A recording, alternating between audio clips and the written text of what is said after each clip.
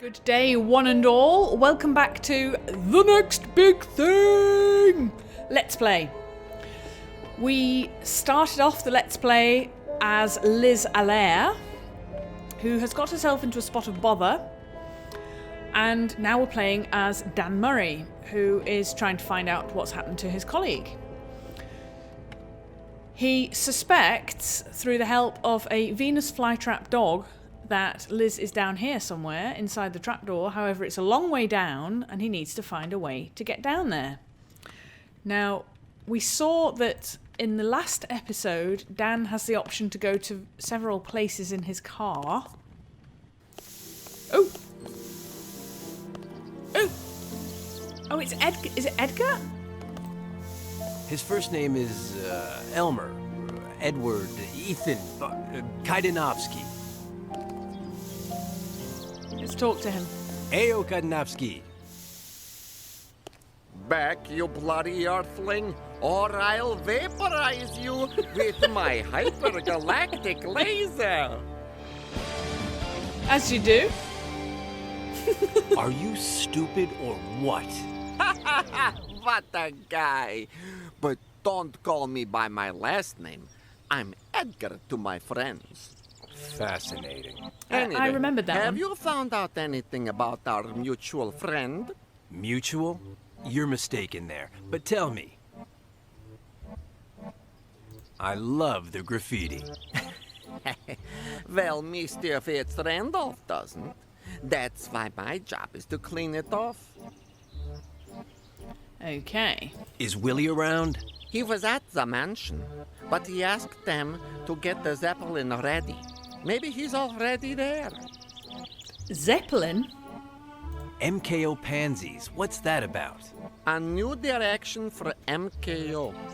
Fitz-Randolph wants to get out of the horror business and dedicate himself to family films. Aww. Family films don't interest me, but go on. Just that. Romantic comedies, children's films, even musicals. Musicals. Half my salary says the graffiti is Octopus Herring's work. For sure. Do you know that in Amundsen, it's forbidden to put octopi in your socks, punishable by spanking? Fascinating. Wouldn't it be advantageous then to put them in your socks? This Okay. is starting to bore me. Let's move on. Aya Alice. Yeah, Dan. Okay. I've just spotted this down Tommy here. must That have wasn't there dropped this. before. These pets expire so quickly nowadays. Oh, is he dead? Take it. Poor Tobby. Every winter, the same story. Oh, the dog's dead. Can we have a look at this? Tobby dropped it.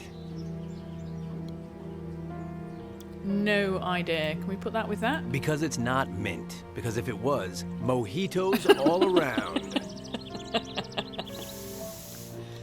Can we give something to this dude? Let's give him the spray can. Here. That lunatic painted it blue. I'm not going to gild the lily. Alright. Alright. I give up trying to give things to people. He's still asleep. So I'm being told to look for a chain. Is there a location that I'm missing? Ah, look! Pier! I didn't notice that before. Pier. Ah, there we go. It was a location I was missing. Rope! Fascinating. It's very sarcastic. Oh, if I really gave it my all, I could, but behind it has the mother of all knots. The mother of all knots. How do we get rid of knots? With a baseball bat?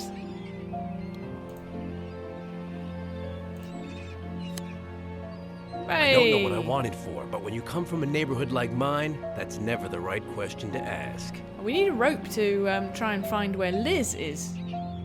Oh, can we go on board the ship? Galleon. Cool.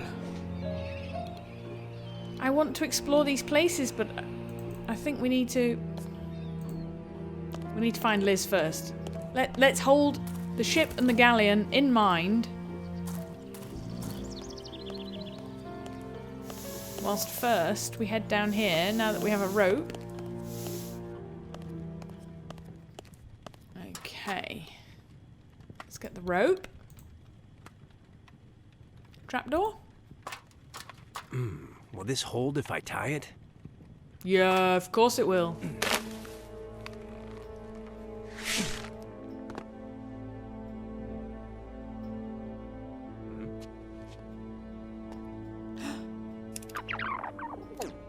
Count me in. What do I do? I'm your girl. Help me hide Big Al inside. In the sarcophagus? Yes. It'll save us time. Now let's get out of here, or... If you try it, you can consider yourselves toast. Your two-bit invisibility tricks won't work with me, Material Man. You and the lovely Miss Alaire shall be escorted to your new quarters by my assistant. I can escort myself. Chloroform. I know who you are. Do you think you're better than a refer... Sure. Hey. She was chloroformed. OMG. Now that he knew what had happened to Liz, Dan would only be able to find her by going after Big Albert. The sarcophagus, said Edgar. They took it to the Temple of Eternal Illusion. Now we're really in trouble, replied Dan. The Temple of Eternal Illusion. Headquarters of the famous sorceress known as High Priestess Chrome-Ha. It was completely impenetrable. Whoever entered was observed and analyzed by a scanner, which detected any sign of cerebral activity. And once inside, it was filled with deadly traps out of which no one had ever escaped. No one. The game was becoming increasingly difficult, but Dan had come too far. Uh-huh. Plus, his feelings for Liz were becoming more intense What? all the time. That ninny. Thanks to her, I'm going to be on the ropes again. If she's lost those tickets... I doubt it. His name keeps changing. I guess he can't remember. Okay, now we can go and look at the boats. I promised that we would look at the boats. At last, they opened it. Oh! Oh, look. I'll help you construct, erect it, put together any weapon. Scientifically impossible.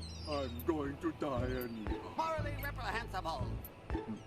But what about poetry, beauty, purity, and artistry? Yeah, different colours for different characters. Well, I'll get into one of these. I won't discuss it. You won't fit, poet. You won't fit. You won't. Whoa, Oh. take it easy, Gargantua. Come on.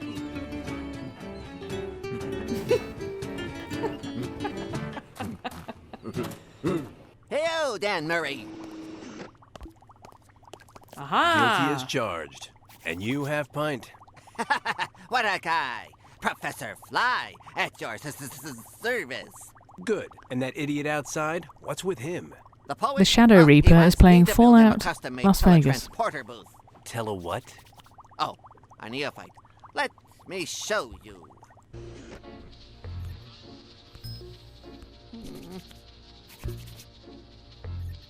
Two booths. The foolhardy volunteer gets into one of them.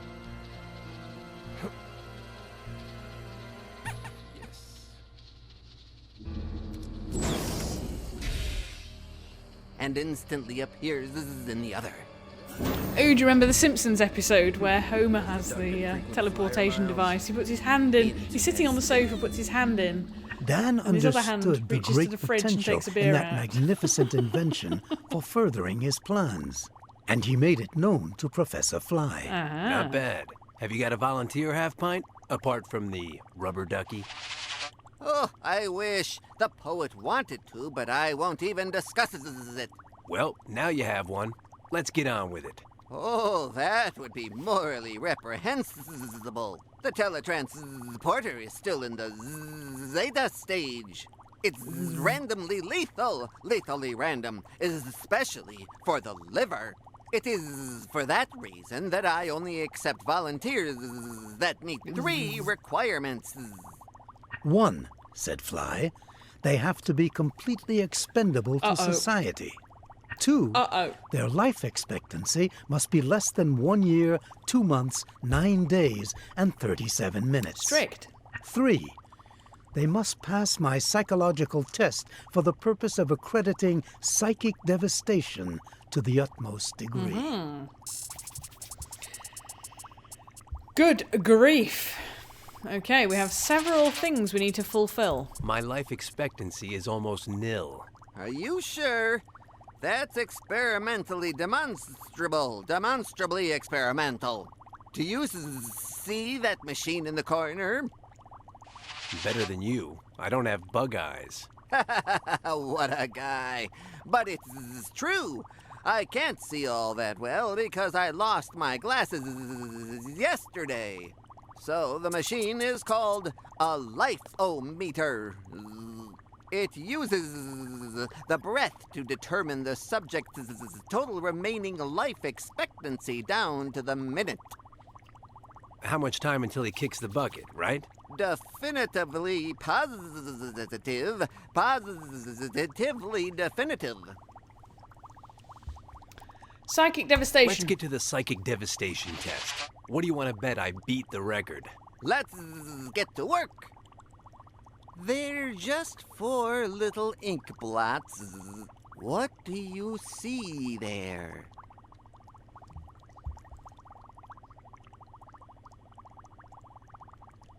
A fire in the Freak Stadium 3 years ago. This is not psychic devastation or anything like it.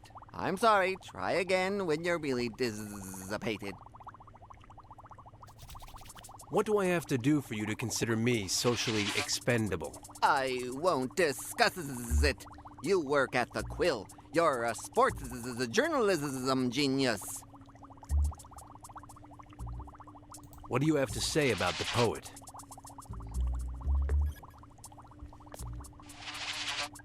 Is he stupid or just pretending to be? Well, the poet of pain is peculiar. Peculiar. Yes, peculiar. Peculiar in what way? In a peculiar way. I get it. Very peculiar? Between somewhat and very peculiar. Why can't he be your volunteer? Unfortunately, that's scientifically impossible, since my teletransporter booth won't accommodate him. Economically inviable, the cost of building a booth his size would be astronomical. And morally reprehensible, as we are talking about one of the greatest literary figures of our time. Has he always gone in for verse? He used to be a stunt double in the movies. He has a very high tolerance to pain, so he would do anything. He used to specialize in the most physically punishing stunts. The best part is that afterwards, he would tell his colleagues all about the pain he'd experienced. He did it so poetically that someone said to him, "You have got to write this down, man." Why does he want to be your volunteer? My teletransporter booths are in the Zeta stage. They're very dangerous for the volunteer, and the poet sees an enticingly new form of pain in it, and... enticingly new. That's his name? Poet? The poet of pain. Unfortunate. Peculiar? Like this It is. Is this peculiar? No, but Peculiar? Me? you? Me? Well, Peculiar? yeah. Peculiar? In a I get it. between. Peculiar? Like this It is. poets. Enough nonsense. Back up to the ceiling, half pint. What a guy. So, Dan is hot on the trail of Liz. He has had a rather peculiar conversation with the half-fly man in the laboratory. However, I don't think that we're very much closer to finding Liz. It turned into a bit of a riddle. So, I'm going to end the episode here. And we shall unravel this mystery in the final episode of The Next Big Thing. In the meantime, I wish you a fond farewell and a tally-ho!